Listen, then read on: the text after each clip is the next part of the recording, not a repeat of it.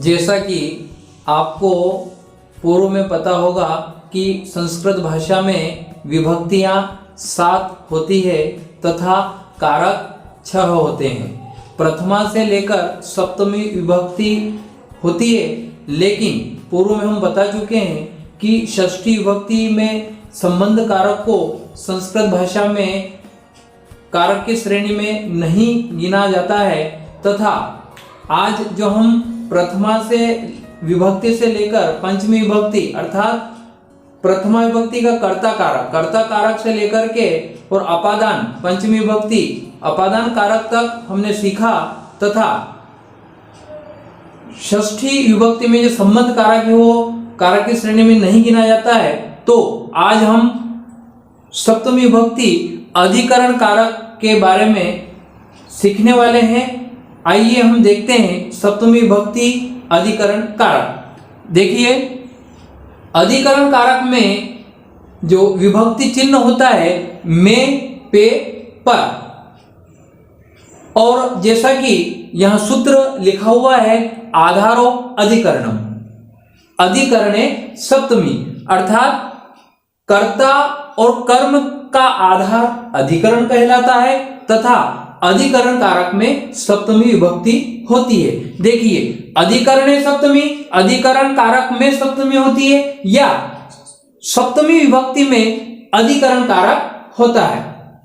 अब हम यहां देखते हैं कि पूर्व में आपको पता है हम 2 तरीके से हम विभक्ति को सीखते आए हैं। पहला कारक विभक्ति तथा दूसरा उपपद विभक्ति। आपको विदित होगा कि जो कारक चिन्ह है में, पे, पर, इसके अनुसार हम कारक विभक्ति के उदाहरण क्रमांक 1 तथा 2 में हम देखते हैं। यहां पहला उदाहरण सिंहः वने वसति तथा दूसरा जलम पात्रे वर्तते। अब हम सूत्र के अनुसार देखते हैं आधार है या आधारो अधिकरणम। तो यहां देखते हैं शेर वन में रहता है। कहां रहता है? शेर का आधार क्या है? कहां रहता है शेर? जंगल में, वन में। तो सिंहः वने वसति, शेर जंगल में रहता है। तो यहां वने तथा जलम पात्रे वर्तते, पानी या जल बर्तन में है। तो यहां पात्रे और वने दोनों शब्दों में सप्तमी विभक्ति का प्रयोग हुआ है। तथा खगाः वृक्षे सन्ति और मुनिः कटे आस्ते।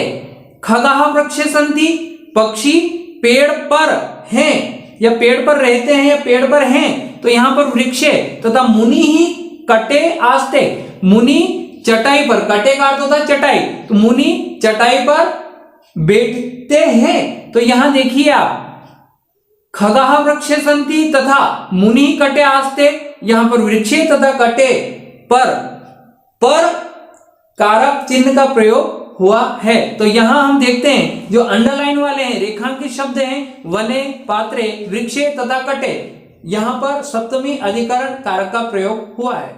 अभी हमने सप्तमी विभक्ति को कारक विभक्ति के सूत्र के अनुसार हमने कुछ उदाहरण सीखे थे। अब हम सप्तमी विभक्ति को उपपद विभक्ति के सूत्र के अनुसार हम कुछ उदाहरण सीखते हैं। यहां उदाहरण क्रमांक 1 तथा 2, रामे वनम गते दशरथ प्राणान अत्यजत तथा दूसरा उदाहरण सूर्य अस्तम गते पक्षिणः नीडम गता। अब यहां हम देखते हैं सप्तमी विभक्ति का जो अधिकरण कारक है उसके सूत्र के अनुसार बोर्ड पर या स्क्रीन पर जो सूत्र दिख रहा है आपको, उस सूत्र के अनुसार यहां देखते हैं कि यदि किसी वाक्य में एक क्रिया पूर्ण होने के बाद उसी वाक्य में दूसरी क्रिया का आरंभ होना या आरंभ होती है, तो वहां पर जो अपना वाक्य है उसमें कर्ता और क्रिया पूर्व की वाक्य के पूर्वकालिक यानी पूर्वकालिक क्रिया में और तथा कर्ता में सप्तमी विभक्ति का प्रयोग किया जाता है। जैसा कि आप उदाहरण में देख रहे हैं, रामे वनम गते, राम के वन चले जाने पर दशरथः प्राणान अत्यजत, दशरथ ने प्राण छोड़ दिए, दशरथ ने प्राण त्याग दिए। अब हम यहाँ देखते हैं कि पूर्वकालिक क्रिया यहाँ रामे तथा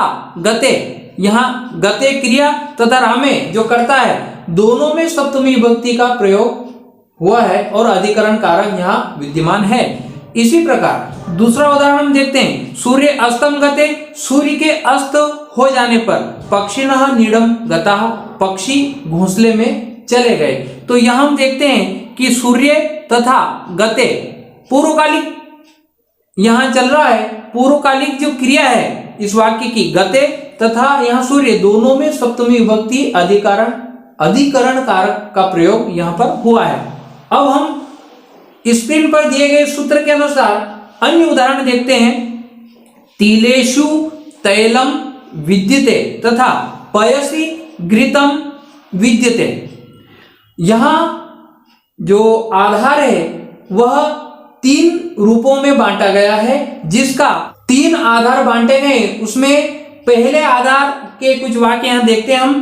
तिलेषु तेलम विद्यते, तिलों में तेल है, जो तिल होता है उसमें तेल विद्यमान है, तेल है, तो यहाँ तिलेषु शब्द में अधिकरण कारक हुआ है। तथा यहाँ देखिए पयसि घृतम विद्यते, दूध में घी है, तो यहाँ पयसि शब्द में सप्तमी अधिकरण का प्रयोग हुआ है।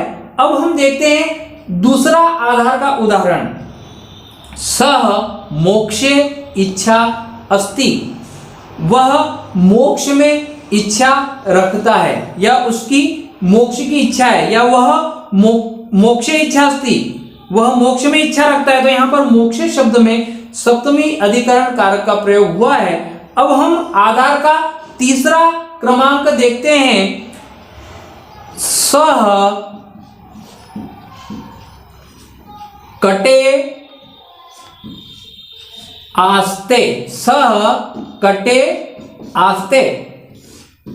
स्क्रीन पर दिए गए तीसरे आधार के सूत्र के अनुसार सह कटे आस्ते, वह चटाई पर बैठता है। उपपद विभक्ति के अनुसार अब हम देखते हैं, उदाहरण के माध्यम से हम अधिकरण कारक को सीखने वाले हैं। उदाहरण, सह क्रिकेट क्रीड़ायाम कुशलः अस्ति, वह क्रिकेट क्रीड़ा में कुशल है, प्रवीण है। कुशलः प्रवीण समानार्थी शब्द हैं, तो यहां हम देखते हैं कि कुशलः या प्रवीण, तो कुशलः उपपद का प्रयोग यहां होने के कारण क्रिकेट क्रीड़ायाम शब्द में सप्तमी विभक्ति का प्रयोग हुआ है। तथा अगला उदाहरण, रमा वार्तालापे चतुरा, रमा बातचीत करने में प्रवीण है, चतुर है, चतुर। यहां हम देखते हैं कुशल और प्रवीण का तो हम पहले सीख चुके हैं, लेकिन यहाँ चतुरा, तो यहाँ चतुरा उपपद होने के कारण वार्तालापे शब्द में सप्तमी अधिकरण का प्रयोग हुआ है। वार्तालापे बातचीत में, क्रिकेट क्रीड़ायाम क्रिकेट क्रीड़ा में, तो यहाँ दोनों वाक्यों में क्रिकेट क्रीड़ायाम तथा वार्तालापे, यहाँ दोनों में सप्तमी अधिकरण कारक का प्रयोग हुआ है। अब हम देखते हैं, चर्मणि द्वीपिनम हंति तथा दंत्योः कुंजरम हंति, इन दोनों उदाहरण में निमित्तात् कर्म योग में। अब यहां हम देखते हैं उदाहरण के माध्यम से, चर्मणि चमड़े के लिए, द्वीपिनम हंति चीते को मारता है। अब सूत्र के अनुसार यहां हम देखते हैं कि जो कर्म है, किस लिए जो कर्म कर रहा है, क्या कर रहा है, चीते को मार रहा है। हंति यानी क्रिया, मारना, तो यहाँ चीते को किस लिए मार रहा है, यानी कर्म के योग में या किस निमित्त होकर यह कार्य कर रहा है। तो यहां हम देखते हैं, चर्मणि द्वीपिनम हंति, चमड़े के लिए चीते को मारता है, तो यहां चर्मणि शब्द में सप्तमी विभक्ति का प्रयोग हुआ है, क्योंकि यहां ये सूत्र दिया है, इस दिए गए सूत्र के अनुसार कि जो यहां कर्म किया जा रहा है वो किस निमित्त किया जा रहा है, तो यहाँ चमड़े के निमित्त यह कार्य किया जा रहा है, कर्म किया जा रहा है। इसलिए इस वाक्य में चर्मणि द्वीपिनम हंति में चर्मणि शब्द में सप्तमी अधिकरण है। तथा अगला इसी का उदाहरण यहाँ इस सूत्र के अनुसार, दंत्यो कुंजरम हंती, दांत के लिए कुंजरम हंती हाथी को मारता है। तो यहां भी हंती क्रिया हो रही है। हंती का अर्थ होता है मारना। किस निमित्त कार्य हो रहा है? हाथी को किस लिए मार रहा है? कुंजरम हंती। तो यहाँ दंत्यो दांत के लिए हाथी को मारा जा रहा है। तो यह निमित्तात् कर्म योग में भी सप्तमी विभक्ति जर्मनी तथा दंत्यो शब्द में सप्तमी अधिकरण का प्रयोग किया जाता है। अब हम देखते हैं उपपद विभक्ति के अन्य उदाहरण। कृष्ण मातरी साधु आसीत् तथा कृष्ण मातुले असाधु आसीत्। अब यहां हम देखते हैं उपपद विभक्ति को देखते हुए कि कृष्ण माता के लिए साधु आसीत्, अच्छे थे, तथा कृष्ण मातुले असाधु आसीत्, कृष्ण मामा जी के लिए असाधु आसीत्, अच्छे नहीं थे। तो यहां हम देखते हैं साधु और असाधु, साधु तथा असाधु उपपद होने के कारण यह हम देखते हैं कि मातरी शब्द तथा मातुले शब्द या उपपद में सप्तमी अधिकरण का प्रयोग हुआ है। अब यहां देखते हैं हम कृष्ण मातरी साधु आसीत्, कृष्ण माता जी के लिए अच्छे थे, साधु का अर्थ होता है अच्छा, तथा कृष्ण मातुले असाधु आसीत्, कृष्ण मामा जी के लिए अच्छे नहीं थे, बुरे थे, असाधु अर्थात बुरे थे। तो यहां मातरी तथा मातुले शब्द में सप्तमी अधिकरण कारक का प्रयोग हुआ है। धन्यवाद।